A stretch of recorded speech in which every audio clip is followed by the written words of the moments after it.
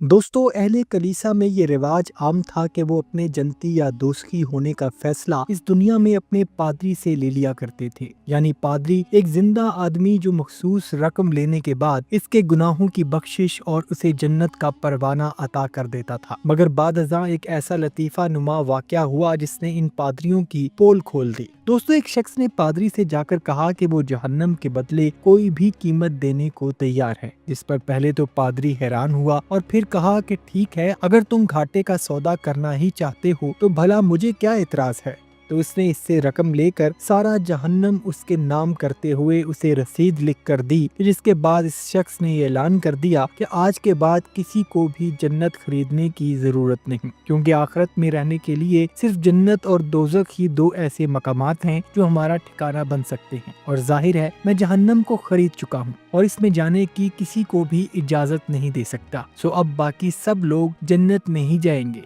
तो इस तरह पादरियों के इस कारोबार को ताला लगा दिया गया। लेकिन शायद आपको ये मालूम ना हो कि खुद को जबरदस्ती मुसलमान कहलवाने वाला एक मजहब ऐसा भी है जो अपने मरने वाले के जन्नती या जहन्नमी होने का फैसला इसकी मौत के वक्त ही कर देता है। और अगर किसी जहन्नमी के लवाहिकीन चाहें कि उनका मुर्दा दोज़ख से जन्नत में मुंतकिल कर दिया जाए तो उसकी उन्हें एक खास कीमत अदा करनी होती है, और वो है जमात अहमदिया या मरज़ई। दोस्तों, बहुत कम लोग इस बात से वाकिफ होंगे कि जमात अहमदिया के लोग अपनी शऊरी उम्र से लेकर मरने और उसके बाद तक भी लातादाद किस्म के टैक्स, जिन्हें चंदे का नाम दिया जाता है, अदा करते हैं। बसूरत दीगर इस कानून से हुक्म अदूली करने वाले को बिला ताखीर जहन्नमी होने का न सिर्फ सर्टिफिकेट दे दिया जाता है बल्कि उसे इस कब्रिस्तान में दफन किया जाता है जिसको उस दुनिया में ही जहन्नम के नाम से मफहूम किया जा चुका है। जबकि एक जिंदा अहमदी को भी जिंदगी में अपनी कमाई का 16वां हिस्सा हर सूरत में अपनी जमात को देना पड़ता है, जिसके लिए किसी के अमीर या गरीब होने की कोई शर्त नहीं।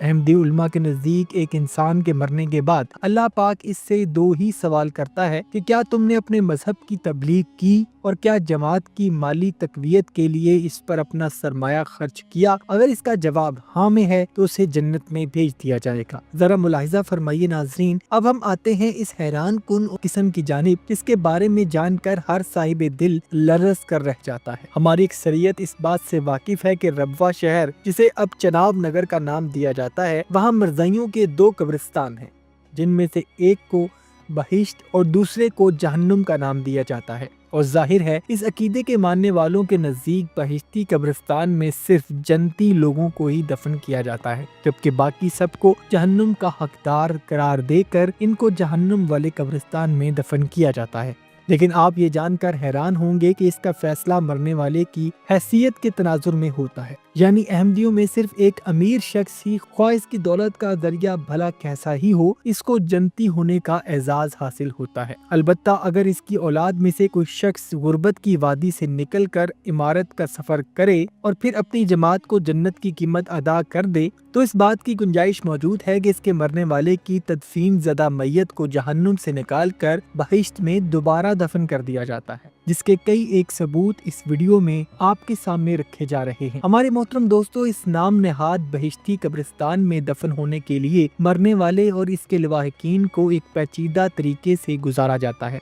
जिसके लिए न सिर्फ कब्र की जमीन हासिल करने के लिए कब्रिस्तान इंतजामिया को एक भारी कीमत अदा करनी पड़ती है, बल्कि इसके लिए जरूरी है कि मरने वाला अपनी जिंदगी में ही वसीयत तैयार करवा कर इसमें कम से कम ये शर्त जरूर तस्लीम करे कि मरहूम की जायदाद का 8वां हिस्सा जमात की मलकियत समझा जाएगा। और अगर इसके साथ ही वो बाकी शराइत भी पूरी कर दे तो उसे इस कब्रिस्तान में दफन करने का एजाज मिल जाता है, जो कि इस अहद के शद्दाद की जन्नत से मुशाबियत रखती है, जहाँ पर लाइट्स, पार्क, सब्ज़ार और हर वो कशिश मौजूद है जो कि एक मरज़ई जहन के मुताबिक जन्नत में हो सकती है। और अब जरा इस खुशनसीब खातून की जुबानी हकाइक जानिए जो कभी इस मजहब का हिस्सा हुआ करती थी, लेकिन अल्लाह ने इसे दीनी हिदायत से नवाजा और जिसके बाद इस पर यह राज खुला कि इस्लाम में जन्नत या दोज़ख का फैसला चंदों की बुनियाद पर नहीं बल्कि आमाल की बुनियाद पर होता है। पूरी ज़िंदगी पैसे देते हैं कि हम जन्नत में दाखिल होंगे और अलहदा से बहिश्ती मकबरा बना रखा है, तो जिन लोगों के भी पैसे थोड़े से कम होते थे उनको वहाँ पे نہیں دفن کیا جاتا تھا، حالانکہ وہ پوری زندگی اپنی آمدن کا حصہ باقاعدہ دیتا رہا۔ اگر تھوڑے سے پیسے کسی بیماری کی وجہ سے یا بڑھاپے کی وجہ سے یا پریشانی کی وجہ سے وہ ادا نہیں کر سکا تو ان کا میں رحم کہیں پہ بھی نہیں دیکھتی تھی، اور اس کو امانتاً نارمل جو عام قبرستان ہے اس میں دفن کر دیا جاتا تھا۔ اور میرے والد چونکہ بزرگ تھے اور نظر بھی کمزور تھی اور بہت دعاؤں والے آدمی تھے، ان کو انوائٹ کیا جاتا تھا کہ فلاں وقت میں آپ آئیے، وہاں سے اس میت کو اٹھا کے نکال کے پھر بہشتی مقبرہ میں اس شرط پہ داخل کیا جاتا تھا جب تک وہ اپنے بقایا جات ادا نہیں کر دیتا تھا۔ 4 دن بعد یا 5 دن بعد، تو میں چھوٹی تھی تو اپنے والد سے ضد کرتی تھی کہ میں بھی آپ کے ساتھ ضرور جاؤں گی، مجھے دیکھنا ہے۔ جب اس کو نکال کے ایک ریڑھی سی ہوتی تھی اس کے اوپر رکھا جاتا تھا، اس وقت میں میرے والد کے کندھے پہ ایک صافہ سا ہوتا تھا، وہ میرے منہ پہ بھی لپیٹ دیتے تھے اپنے، کیونکہ اتنا زیادہ تعفن ہوتا تھا، اور اس میت سے، اس لاش سے ایک غلیظ اور بدبودار پانی پورا سفر جو ہے عام قبرستان سے بہشتی مقبرے تک چھڑکاؤ ہوتا جاتا تھا۔ اور اب ذرا اس خاتون جو کہ ماضی میں اس گھر کی بیٹی رہ چکی ہیں، اس کی زبانی جس کے بدنصیب والد کی بہشتی قبرستان میں تدفین کی داستانیں موجود ہیں، جو کہ آپ کو بتائیں گی کہ انہیں اپنے والد کو جنتی بنانے کے لیے کن کن مراحل سے گزرنا پڑا۔ صرف وہیں وہ دفن ہو سکتے ہیں جن کے پاس پیسہ ہو، کیونکہ وہ لوگ کہتے ہیں جائیداد کا 1/8 حصہ، پھر جو ان کے جو زیورات ہوتے ہیں ان پہ پیسہ لگتا ہے، پھر ماہانہ چندے، پھر سالانہ چندے، اور ایک موٹی سی فائل جس کو وصیت کہتے ہیں وہ کمپلیٹ کروانی پڑتی ہے، اور اتنے زیادہ چندے لیے جاتے ہیں کہ وہ لاکھوں کی مد میں چلے جاتے ہیں۔ اور جب وہ میرے والد صاحب نے اور میری والدہ دونوں نے وصیت کروائی تھی، تو جب 94 میں میرے والد صاحب کی ڈیتھ ہوئی تو وہ ان کو ربوہ لے گئے۔ ربوہ میں لے گئے تو یہ جو ان کے کارکن ہیں وہ غنڈہ گردی اور بدماشی دکھاتے ہیں، اور اس ٹائم بلیک میلنگ بھی کرتے ہیں۔ تو جب کہ میرے والد صاحب کی وصیت کمپلیٹ تھی، انہوں نے کہا جی 500 روپیہ کم ہے،